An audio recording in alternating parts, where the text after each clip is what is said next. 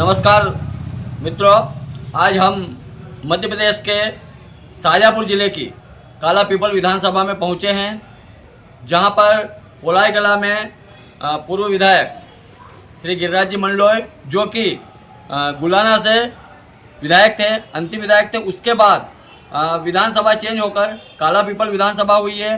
हम इस बार चुनाव का क्या माहौल रहेगा, चुनाव के बारे में विस्तृत चर्चा करने के लिए आज हम उनके निवास पर पहुंचे हैं। आइए हम आपको ले चलते हैं श्री गिरिराज जी मंडलोई के पास।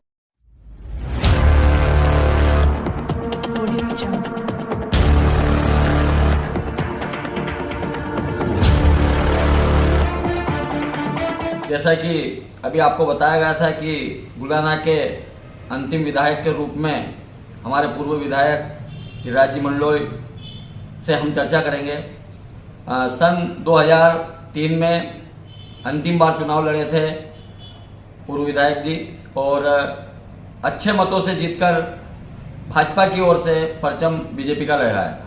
तभी से यहाँ विधानसभा, अब काला पीपल विधानसभा हो गई है, तभी से आज तक अपनी पार्टी का काम देख रहे हैं। और अभी भी उन्होंने पार्टी के सच्चे सिपाही जो कुछ लोग हैं इस क्षेत्र के, उन लोगों का साथ दिया है।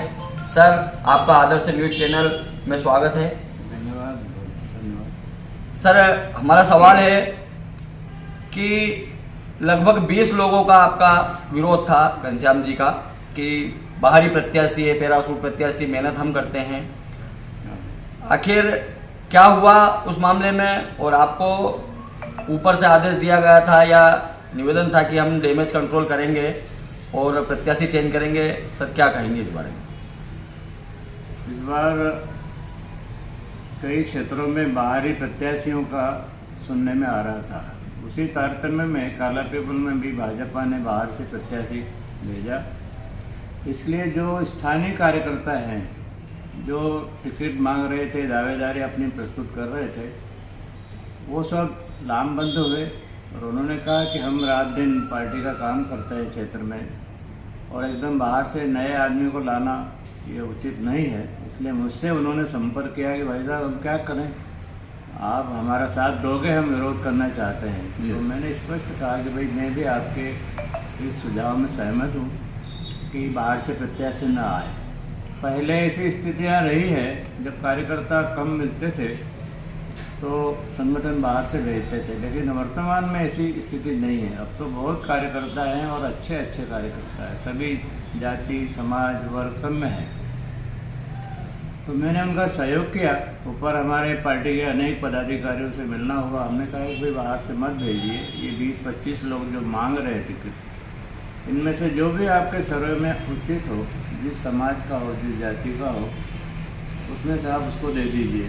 और ये सब लोग कह रहे थे कि हम निश्चित रूप से भाजपा को जिताएंगे और विजय से प्राप्त करेंगे। लेकिन मुझे लगा कि ये वर्तमान प्रत्याशी जो घनश्याम जी हैं, इनको शायद पहले से ही संगठन ने कुछ हिंट दिया था, इसलिए ये कुछ महीनों से यहाँ सक्रिय दिखे थे।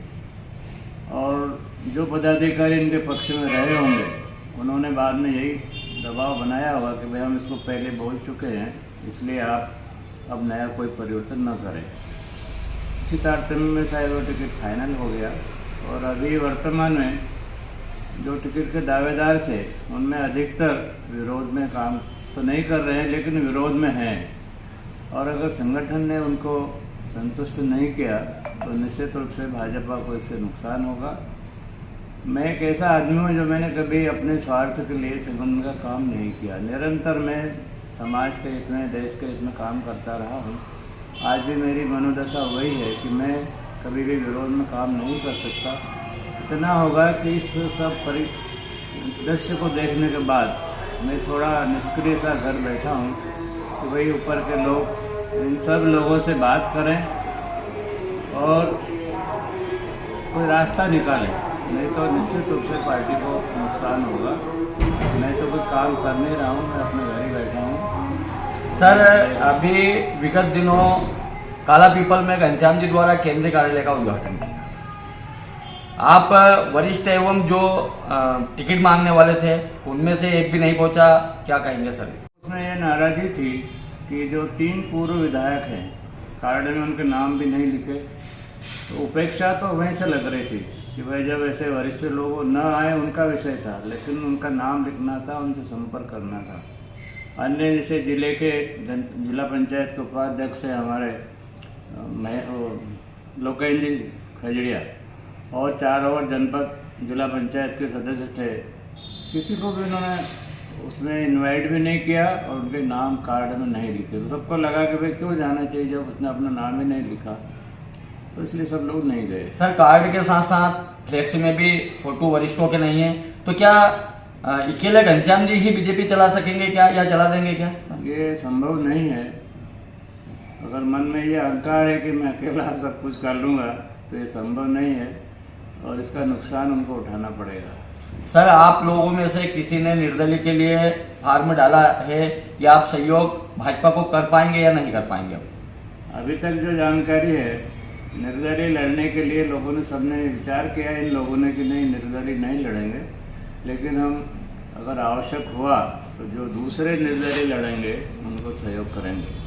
सर, जो ऊपर वरिष्ठ लोग आपकी पार्टी के बैठे पदाधिकारी, आप सभी स्थानीय लोगों को नजरअंदाज करके क्या वो घनश्याम जी को जिता पाएंगे? मतदाता का रुझान कुछ नहीं कहा जा सकता है, क्योंकि मतदाता बहुत जागरूक है। किसी के विरोध करने से कोई मतदाता विरोधी हो जाएंगे ये भी जरूरी नहीं है। कुछ लोग रहते हैं जो उनके हितैषी हैं, वो विरोध कर सकते हैं, लेकिन अगर मतदाता नाराज नहीं हुआ तो उसमें पार्टी को कुछ नुकसान भी नहीं होगा। लेकिन अभी वर्तमान दृश्य ठीक नहीं है, उसे सुधारने की आवश्यकता है। और है कि वर्तमान में जो कांग्रेस प्रत्याशी कुणाल चौधरी जी, वो आपको बहुत मान सम्मान देते हैं, आपको वरिष्ठ मानते हैं, हर कार्यक्रम में आपको आगे करते हैं, तो क्या अंदरूनी रूप से आप कांग्रेस का सपोर्ट करेंगे?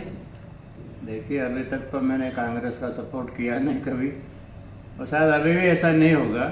मैं इतना है कि मैं चुप रहूँगा, निष्क्रिय रहूँगा, क्योंकि पार्टी ने हमारी बात को बिल्कुल भी वजूद में नहीं लिया, बिल्कुल भी मान्यता नहीं दी।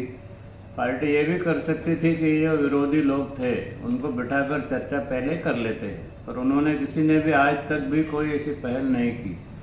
शायद इस अभिमान में है कि हम जीत जाएंगे भले ही ये विरोध करें, तो ये भ्रम है, इसका नुकसान पार्टी को उठाना पड़ेगा।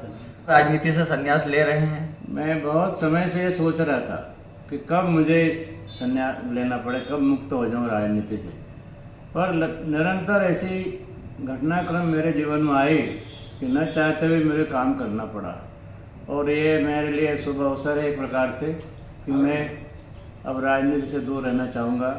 मेरा जीवन बहुत पवित्र रहा है, मैंने बहुत ईमानदारी से काम किया है, हर हाल में मैंने कार्यकर्ता का मान बढ़ाने का काम किया है, और जो विरोध में रहा संगठन के, उसके खिलाफ मैं हमेशा रहा। मैंने केवल अपने लिए काम नहीं किया, देश समाज और भारत के लिए मैं काम करता रहा हूँ। मूल रूप से मैं संघ का कार्यकर्ता हूँ, इसलिए मेरा भाव यही रहता है कि हम संगठन को जोड़ें न कि तोड़ें।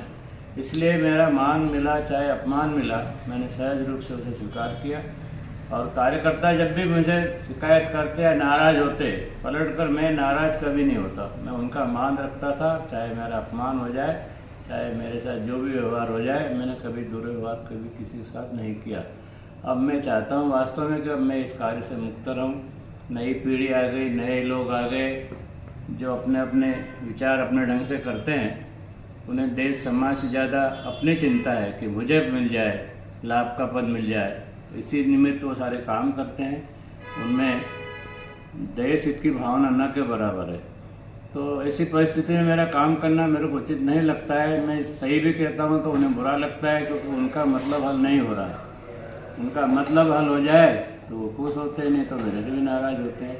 इसलिए मैं अब राजनीति से दूर रहना चाहता हूँ। खाली इतना है कि सामाजिक कार्य जहाँ भी जैसी ज़रूरत पड़ेगी मैं अपना सहयोग करता रहूँगा, जब तक ये शरीर है।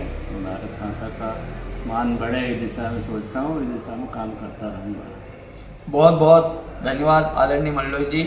पर ये बात सही है, बहुत सरल स्वभाव के हमारे मंडलोई जी, यदि राजनीति से संन्यास लेते हैं तो कहीं ना कहीं यह बात गवारा नहीं जा सकती कि भाजपा को इसका खामियाजा भुगतना पड़ेगा।